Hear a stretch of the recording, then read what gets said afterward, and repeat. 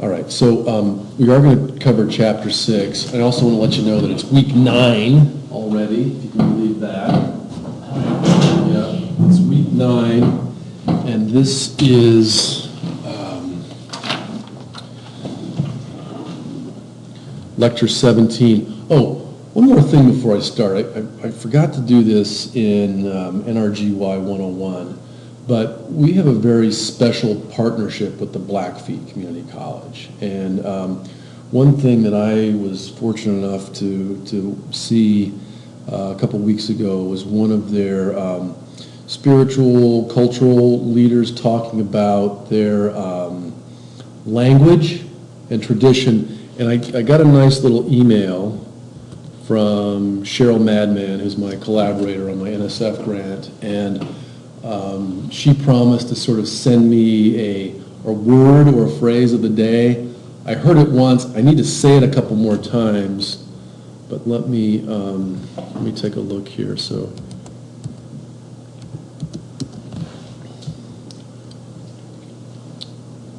she just sent it this morning. I'm going to just play it over my speakers here. Yay! Hey! Let's just see how this plays.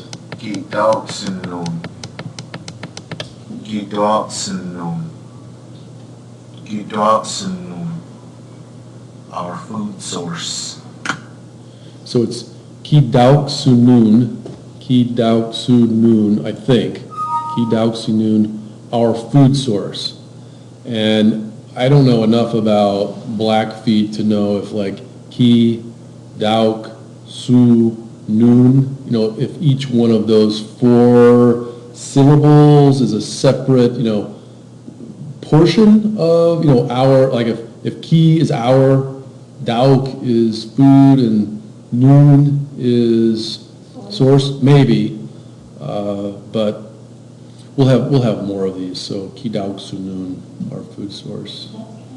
Yeah. So I mean, and you could imagine sort of standing there and somebody explaining, there's the buffalo is our food source, or this plant is our food source, it is a way of, it's like, these tribes, and I think the Blackfeet included, did not have a written language, it was spoken, there was no, they had symbols and whatnot, but there were no real phonetics, alphabet, etc., so, Kidauxunun. Say again? No textbook on it. Yeah, no, I mean, there are now. I mean, a lot of these have been translated phonetically so that we can read them and understand them, but anyway, pretty powerful. I think there are only like 10 or 20 speakers left on the planet. Okay, let's hop out of here. So Cheryl, and this is Mike Framboise. I'm guessing his name does not appear to be a conventional native name. It sounds more French, like from the French trappers, I think, that might have been through here. Okay, so So are you doing Jay's house for the practicum this summer? we might do a little more on the house, yeah. We'll see if they get it turned or not. If maybe we put a little control or bigger solar PV on there. I still just can't fathom picturing the house up and turning it and putting it. Oh, yeah. Yeah, houses do get moved. It's pretty amazing. It doesn't face the right angle, so we're going to rotate it. Well, they're having trouble with one of the doors being a little too exposed. Well, don't they have to have their door facing a certain The way? doors conventionally face east. This particular house had 2 doors, so I think they had some options. Yeah. All right, so let's get into chapter 6. This chapter actually has a lot of really cool figures and technologies that, I don't know, I just like going through it. I love it.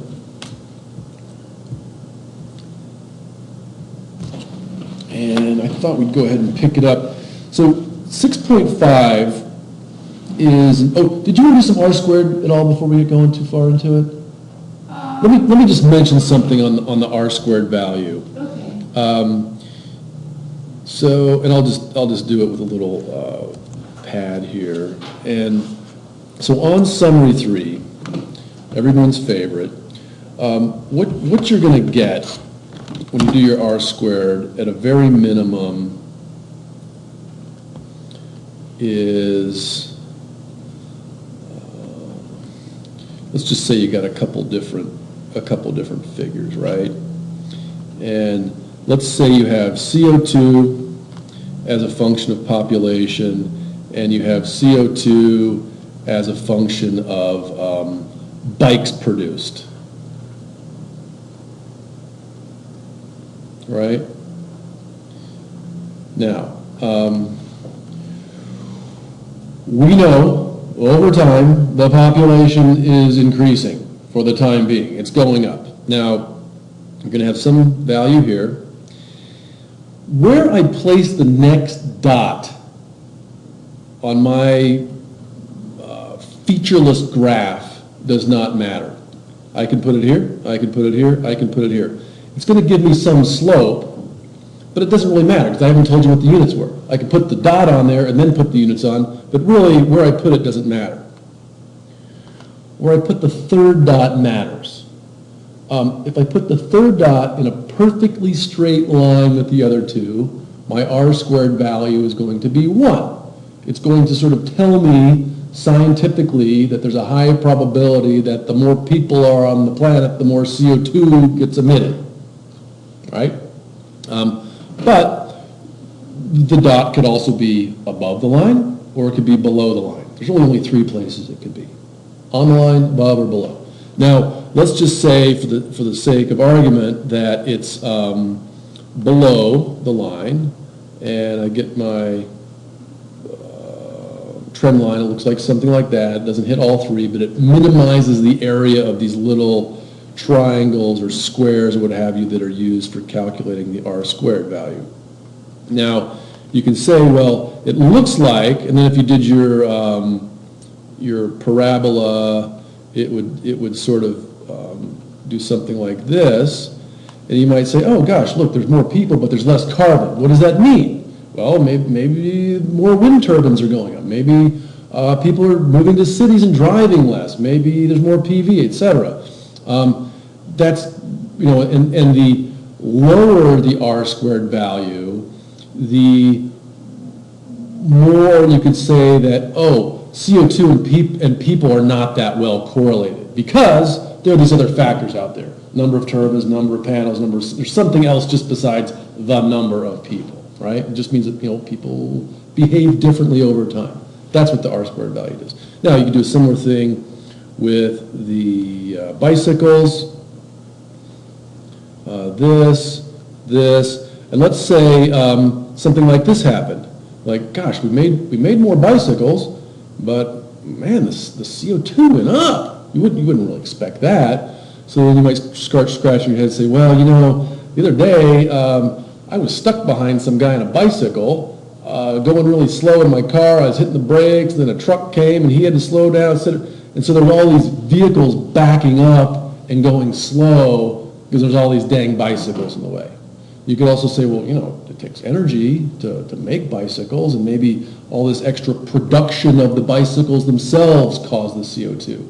So that's what the R squared value is helping you with. Does that kind of make sense? Okay.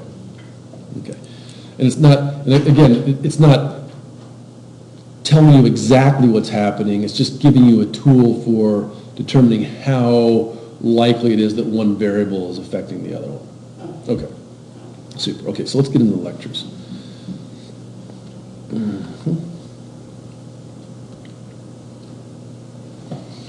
Now, the economics of tidal barges. And really, I don't want to say the economics are the end-all and be-all of every project. Frequently, the economics might be perfectly in place, the technology is in place, but the politics work out in a bad way. I already told you a little bit about Antigua and how we put in a bid for a $5 million 1 megawatt array, and we heard back that, sorry, that won't work, even though you've got a 3-month payback period because of the way the politics work, and there's just kind of what's called a strongman economy in place rather than a more market-based economy, what have you, so it's more political than economical. But since we are in 6.5, and the title is Economics of Tidal Barges, let's take a look. So 6.5, Econ of Tidal barges. Okay. Now, as you would guess, the economics of tidal barges depend both on their operational performance and their initial capital costs. When you get into Al Fraser's ETEC 214, these things are going to mean a lot to you, because what you're going to find is that in any project, you're going to have something like this. You're going to have to put the money in. So here's now. You're going to have to put the money in now, and then over time, if you have to pay maintenance, so something breaks, that cost goes up. Maybe you get a environmental violation, that goes up, et cetera, et cetera. So your costs are going up. But on the other hand, and I should be drawing that with, in fact I will. I'll draw that with red. That's sort of putting you into the red, right? It's your cost. But on the other hand, over time, if you've done this, you're selling electricity, putting you into the black. And what you would hope that ultimately the black goes down lower than the red goes up, and you start making money. I mean, that's, any single project is like that. Whether it's buying a house versus buying an apartment, buying a bicycle versus buying a car, getting a new pair of shoes versus going to the Goodwill and getting some old. Every single economic thing comes down to this fundamental set of curves. What's it cost now, and what do you get back over time? All right. Now it says there are running costs, approximately 1% of the total capital cost per year. There's no fuel cost. So if we were talking about a gas-fired power plant, coal-fired power plant, et cetera, they've got an additional, and I'll put that, green's probably not the right choice of colors for fossil fuel input, but I'll just use brown. Here would be a fuel cost too, if you were purchasing coal, oil, natural gas to run the thing, which would affect your bottom line. But since we're tidal barge, we don't do that. Okay. Now there's also the issue of scale.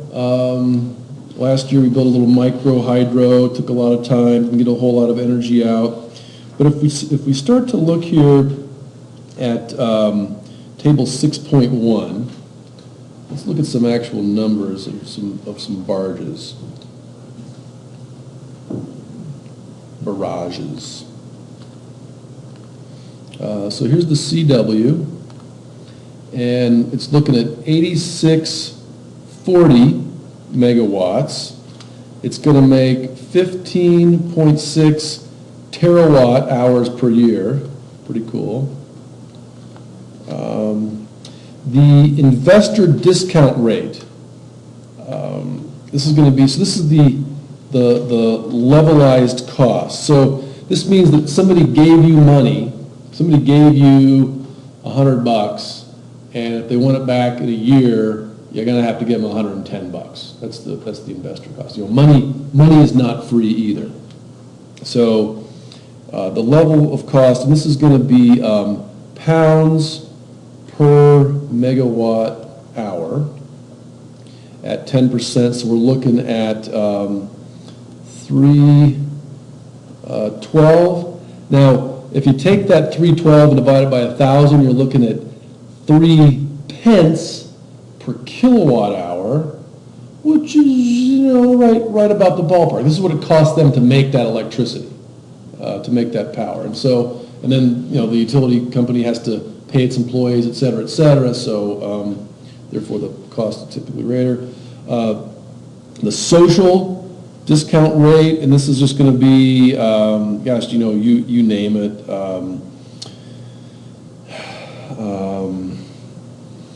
Maybe people not wanting to live near it, maybe, people out there postering against the technology being there. So there's an additional 108 cost at a 3.5%, sort of paying back the public, if you will. And then you're going to lose habitat too. So you're going to lose 160 square kilometers. Now, you might lose some species, but gosh, I don't know, maybe you gain a few too. Maybe there's some lake fish that want to, or brackish water fish that might want to hang out there. So again, this is terawatt hours per year. This is total capacity, megawatts. So if we go on down the list, as these things get smaller, 1050, 2.7, the energy cost goes up.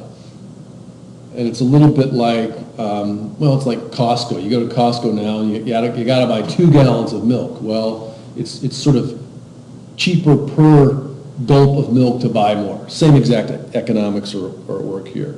So it's a little more expensive, 335, a little more expensive, 121. Not as much loss, but you're still, affecting people and habitat. As this goes down, let's see, 625, 1.2, 419, 151. That actually went up a little bit, 27. So that's a typical economic scenario where going big actually is to one's advantage. And that's why we typically see really big wind turbines instead of a lot of really small ones. Okay.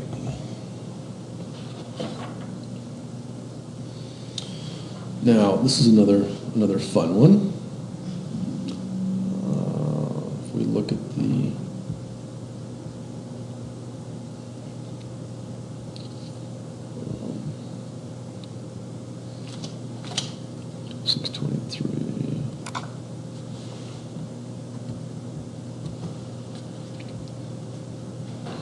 if we look at this guy, economics of the Severn barrage. So, unit cost of energy,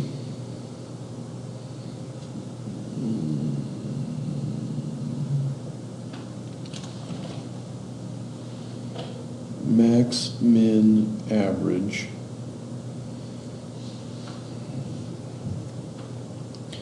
Pounds per megawatt hour. I am now somewhat confused because I'm looking at the large barrage as 130.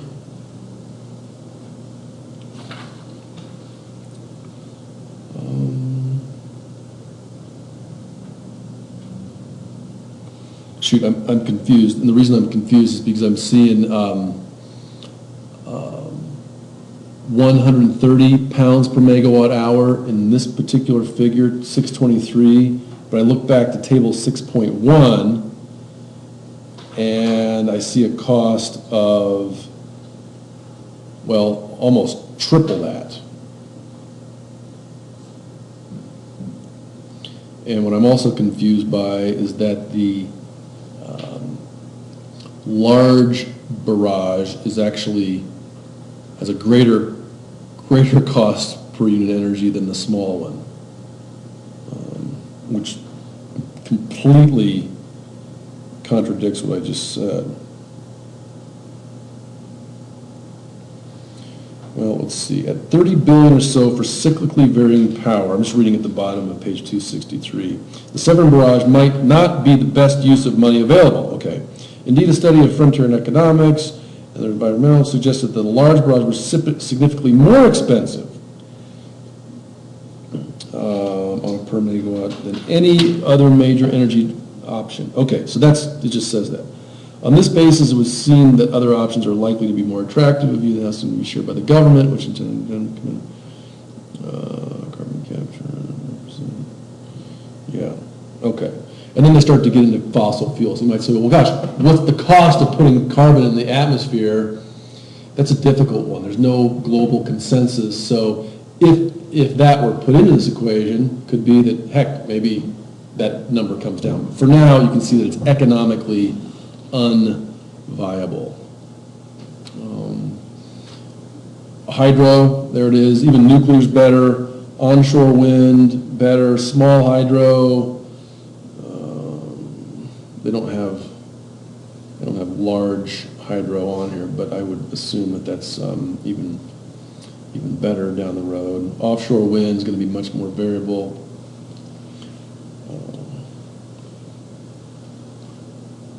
Combined heat and gas, and I'm actually pretty surprised that the combustible renewables is as cheap as it is. But there it is. I mean, it's sort of always happening. You know, you always have landfill gas coming off. The combustible renewable could be your wastewater treatment plant,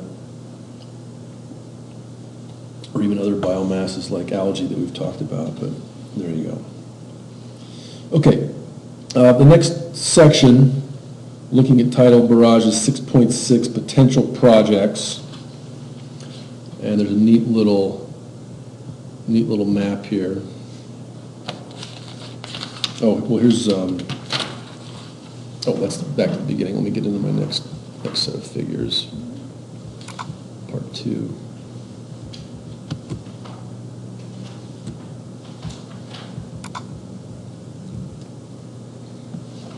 Part 2. So, this is really in a lot of ways geoengineering. It's taking a look at the planet and saying, well, gosh, if we were to dam up these little pockets along the shoreline of England, we could potentially make a heck of a lot of energy. So, Abbey Head here, for example, is listed at 16 billion.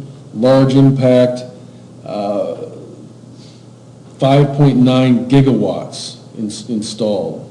The Sunnis Point, 2.7 gigawatts. Bowness to Anons, 316 megawatts on down the line.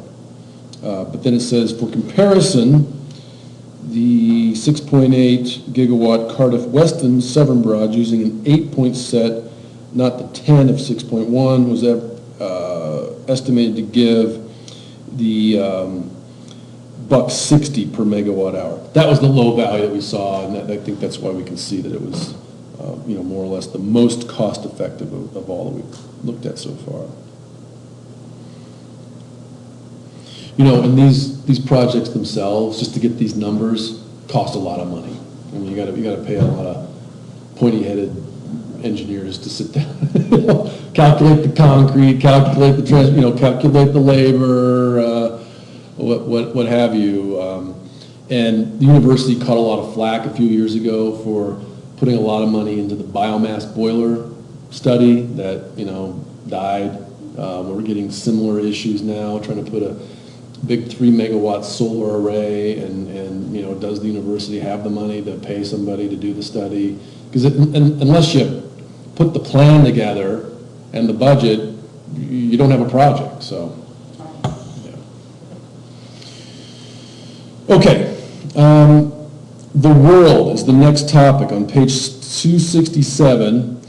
The tidal power of the tides globally is very large, on the order of 3,000 gigawatts. Is that really large or not? What fraction of the world's power would that be? 3,000 gigawatts. You remember? This is a good one to know. I talk about it all the time.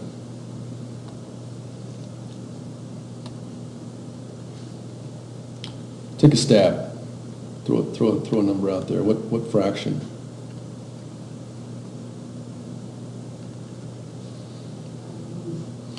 Just throw a dart at the wall. What number? What do you say, Shauna? Doesn't matter. There's no right or wrong. 30%? What do you say, Levi? Awesome. Okay. Okay, that's all right. So world global power consumption is right around 16 terawatts. And so it's pretty close. Let's just figure out. So I'm looking at 3 divided by 16 equals 20. I was going to throw it closer to 20. That's about what it is. I don't know if Tim mentioned this or not, but tidal energy is more, in a way, perpendicular to or unrelated to a lot of other renewables. I mean, it's more or less driven by the Earth's braking system of the both the solar and the lunar tides, and that's more or less energy, gravitational, kinetic energy of the planets sort of moving around the sun, and build a dam and tap into more or less gravitational energy. It really has nothing to do with the radiation, photosynthesis, what have you. So pretty good chunk of change. Not enough to support civilization as we know it, but nothing to sneeze at either. Okay, table 6.2 kind of just runs down the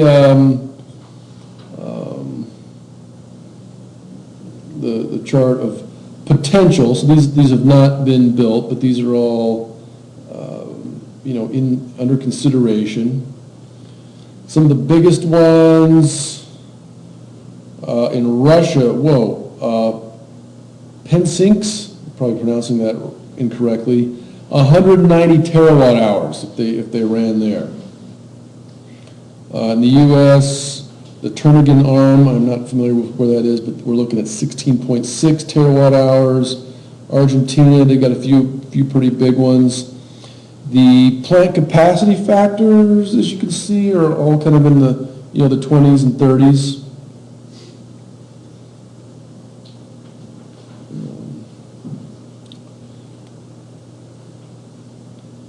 So what we could do if we took that installed capacity, and you could see they're all in megawatts. So if we started from the top at and converted that to gigawatts, you got 5, 6, 2, etc. That kind of quickly adds up to tens. So what we're seeing on table 6.2 is a very small fraction of that total 3,000 gigawatts that could potentially be tapped. Okay. Not so much tidal activity. I don't know, that's a good question. Could you get some tidal activity in Montana? I mean, maybe if you I could see if you had like two big. If you did something like this, where everything was flat, and this is almost exactly the opposite of the Gordon Butte Basin. But I could see if here's the AM sun, you could do it for the sun or the moon, but here comes the gravity pulling on that side. You get a little bit of flow. The sun moves across the sky, and here's the PM, and then here comes gravity pulling it that way. I mean, I could see doing a very small, a nanoscale, artificial tidal basin if you. Well, it would, and that's the kind of thing that's fun to do in the practicum. You're like, okay, we got a couple weeks, see if we can do it. Nobody's tried. Oh my gosh, we've discovered we got our nanowatts of power.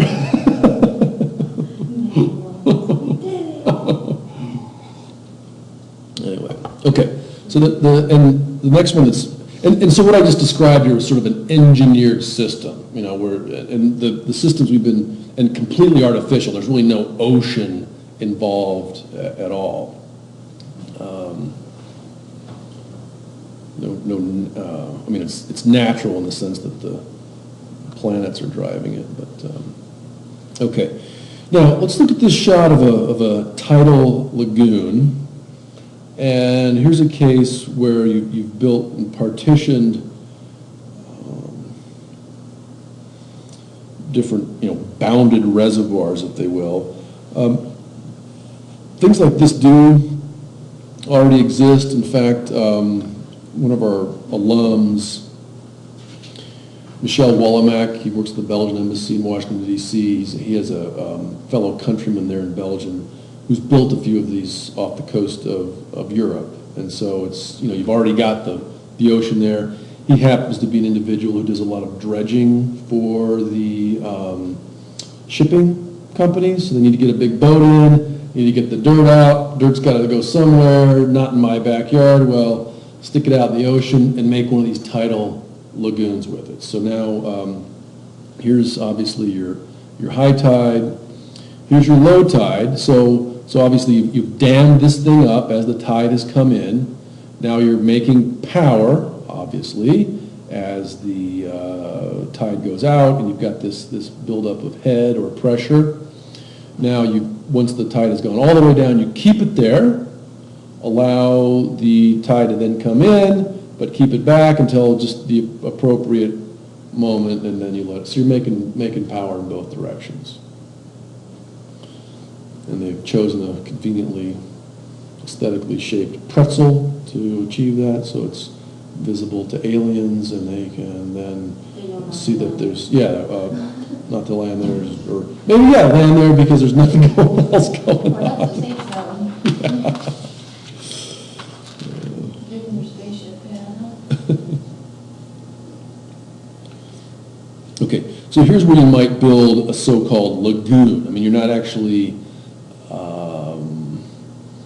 interacting right there on shore and sort of messing with, and you can also see, I think from the previous figure, that this, the structure is relatively, low profile, somewhat discreet. You might liken it to a, you see those pools that some people get sometimes with the edge, they call it the infinity pool or whatever, so, not that unaesthetic, like some people complain about the wind turbines out in the bays and whatnot. So, a few different places to build this. I don't know enough about the geology or topology here, but I would just guess that the little place out in the middle, that Culver Sand, is probably somewhere that's already relatively shallow. We're not, putting in big pylons and a whole bunch of extra concrete. So I would assume that these places have been selected both for their relatively low construction cost because of the depth of the water, and because of the proximity to other power stations. So you're going to want to put this thing where you already have some infrastructure. Okay, and then on table 6.3, comparison of cost and impacts of lagoons at the Severn, in the Severn estuary. You can see that the Welsh grounds, which is kind of there in the top right, at a gigawatt would have us right around 515 pounds per megawatt hour. Intertidal habitat loss, they're and again, it's. I guess I could, I don't have the mind of a fish or an aquatic animal, but you could maybe see why this would not be one's favorite place to swim into. But who knows? Maybe somebody will come up with some way to make these, a little more eco-friendly, and maybe, who knows? Maybe even a sanctuary or a zoo for some kind of species. Otherwise, would be vulnerable. A hatchery of some sort for clams or something? Oh, I can see that. Yeah, right. Would you use that for a lagoon? Yeah. in a lot of ways, yeah. You have a more predictable harvesting cycle and whatnot, you can sort of control, yeah. It's not a bad idea at all. Its habitat. Yeah. controls. Yeah. Keep it personal, Yeah, okay, so here, they're looking, comparing each of these different sites from, an investor cost. So the Welsh grounds is one of the more expensive, and I don't know exactly why that is. If you look at it, I would think it might have something to do not only with the size, and the Welsh is one of the larger ones, not the largest, but it's got a long, kind of a poor surface area to volume ratio, so a lot of extra boundary versus what's going on the side. That might be what's leading to it. If we look at the Bridgewater, it's also expensive, but not quite as much. And if we look also on table 6.3, the levelized energy cost is substantially lower than the Welsh Grounds Lagoon. But, kind of moving down, unfortunately, they are not cost effective compared with coal, wind, and nuclear at this point. It's a lot of concrete. That's a big project, it's not small. Okay, so that's an engineered structure. Let's, it's 3:30, let's just take a little break here, then we'll see how far we can get.